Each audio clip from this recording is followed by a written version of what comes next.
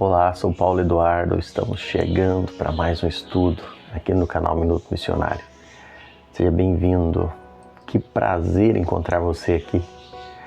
Eu fico sempre muito feliz todos os dias quando alguém acessa esse canal. A gente está aqui estudando a Bíblia de forma expositiva. O estudo expositivo bíblico, ele é muito importante porque você aborda todo o texto, observando o seu contexto e sempre que possível tirando lições para as nossas vidas. Nós não podemos escolher alguns versículos para estudar, pular um, deixar outros, não. O estudo expositivo, ele é um estudo sequencial, versículo por versículo. E estamos fazendo isso já há muito tempo aqui nesse canal, estudando a Bíblia, olhando e tirando lições para as nossas vidas. Eu fico muito feliz, você que passa aqui de forma recorrente, você que sempre está aqui nos acompanhando. Isso é muito importante para nós, me alegra muito. Eu quero agora convidar você, se não inscreveu, se inscrever no canal. Deixar um comentário, interagir conosco, isso é muito importante. E sem mais delongas, eu quero convidar você para me acompanhar em mais um estudo agora. Vamos juntos. Nós estamos, irmãos, em um bloco aqui, falando das contendas dentro da igreja, falando dos pecados que existem, as lutas, os conflitos dentro da igreja. Paulo está exortando esses irmãos. O estudo que nós começamos ontem, hoje nós vamos refazê-lo para concluir.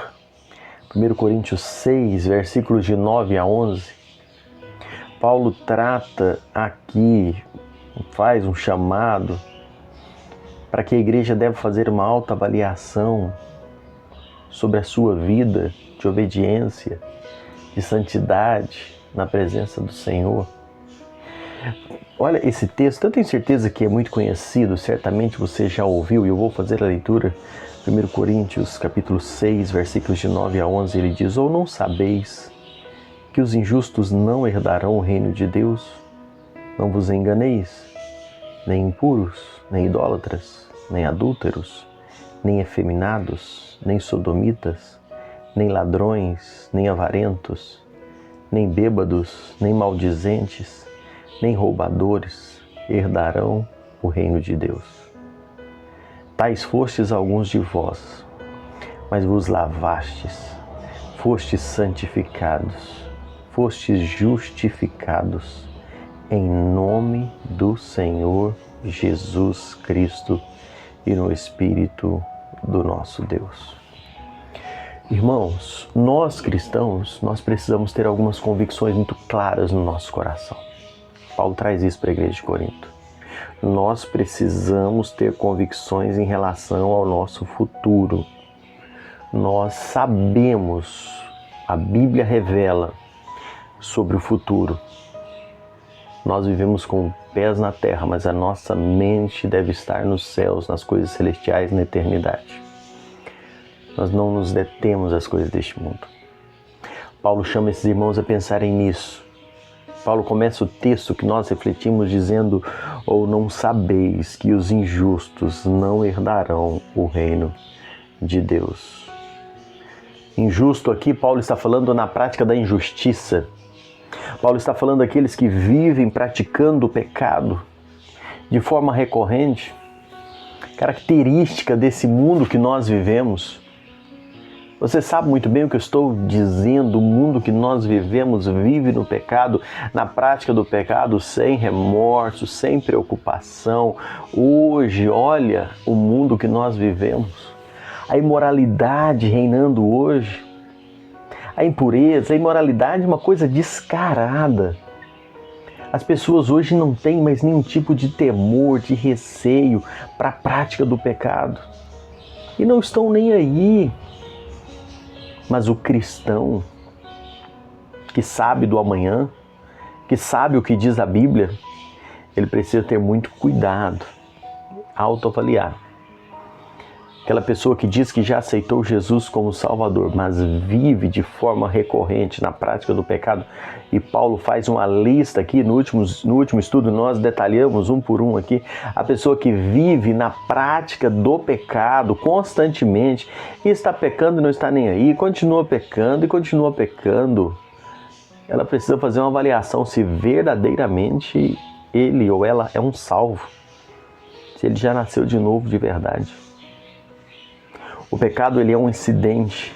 Vocês precisam fazer um diagnóstico, Paulo está dizendo, na vida de vocês. Examine, avalie a vida de vocês, porque se vocês estão vivendo na prática desses pecados, vocês não herdarão o reino de Deus.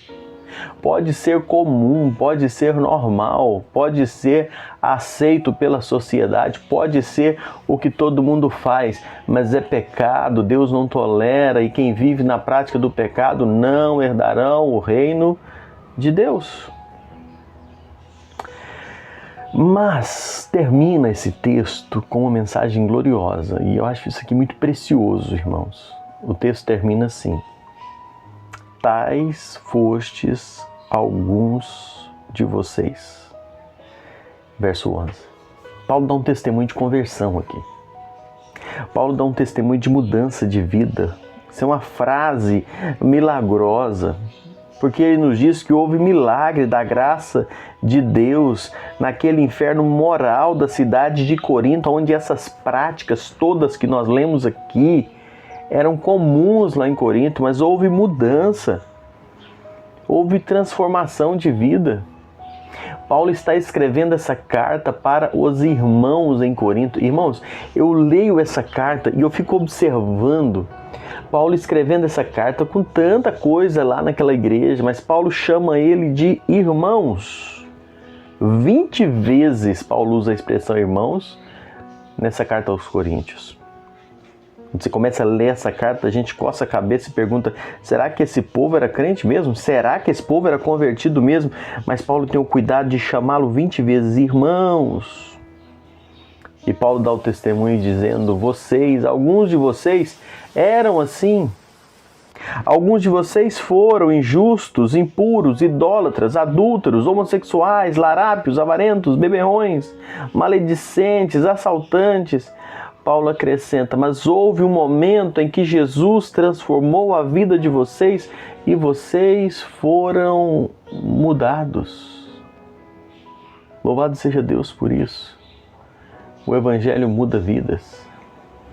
O Evangelho pega aquela lista que nós lemos e muda em nova criatura, em salvos, transformados para a glória de nosso Deus. Louvado seja Deus por isso. Que essa experiência de mudança de vida possa ser a realidade da sua vida, da minha vida, da vida de cada um de nós. Outrora fomos, outrora fizemos, mas hoje nós somos novas criaturas em Cristo Jesus. Não vivemos na prática do pecado, não vivemos entregue ao pecado, à imoralidade, mas novas criaturas em Cristo Jesus e para a glória de Deus. Que Deus te abençoe. Que Deus te dê forças e sabedoria para viver uma nova vida em Cristo Jesus.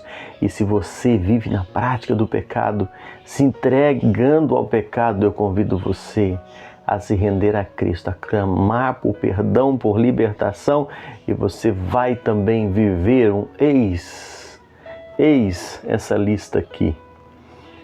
Outrora viveu assim, mas hoje é nova criatura em Cristo Jesus. Que Deus te abençoe e espero você no próximo encontro, se assim o Senhor nos permitir.